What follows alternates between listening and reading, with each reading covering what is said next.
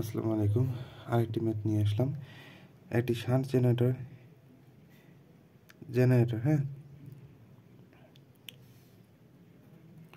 জেনারেটরে full load voltage দেওয়া আছে কত? ফুল লোড ভোল্টেজ ফুল লোডের ভোল্টেজ দেওয়া আছে VFL।